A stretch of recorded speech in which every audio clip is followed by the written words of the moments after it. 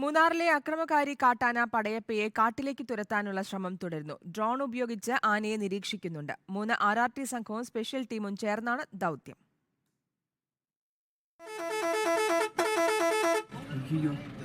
അടുത്ത നാളിൽ വാഹനങ്ങൾക്ക് നേരെയും വഴിയോര കച്ചവടങ്ങൾക്ക് നേരെയും പടയപ്പയുടെ ആക്രമണം കൂടിയ സാഹചര്യത്തിലായിരുന്നു പടയപ്പയെ നിരീക്ഷിക്കുന്നതിന് സ്പെഷ്യൽ സംഘത്തെ നിയമിക്കുമെന്ന് മന്ത്രി ഉറപ്പ് നൽകിയത്.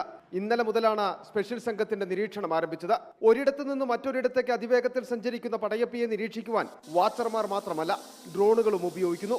4 പേരടങ്ങുന്നതാണ് പടയപ്പയെ നിരീക്ഷിക്കുന്ന പ്രത്യേക സംഘം.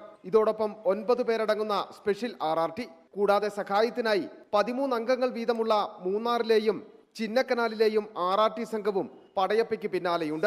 ഹൈദരാബാദിൽ നിന്നെത്തിയ ഐഡിയ ഫോർജ് എന്ന കമ്പനിയിലെ 5 പേരടങ്ങുന്ന സംഘമാണ് ഡ്രോൺ നിരീക്ഷണം നടത്തുന്നത്. രാത്രികാലത്തും ഉയരത്തിൽ പറത്തി വ്യക്തതയുള്ള ദൃശ്യങ്ങൾ പകർത്തുവാൻ കഴിയുന്നതാണ് എത്തിച്ചിരിക്കുന്ന ഡ്രോണുകൾ. ജനവാസ മേഖലയിലേക്ക് എത്താതെ പടയപ്പയെ കാടിനുള്ളിൽ തന്നെ നിലനിർത്തുന്നതിനുള്ള പരിശ്രമമാണ് ഇപ്പോൾ നടത്തുന്നത്. ഒപ്പം ഇതേ നിരീക്ഷണം മറ്റു മേഖലയിലേക്കും വ്യാപിപ്പിക്കുവാനാണ് വനം വകുപ്പിന്റെ നീക്കം. Reporter Sandeep Rajakkad, in reporter, Idukki.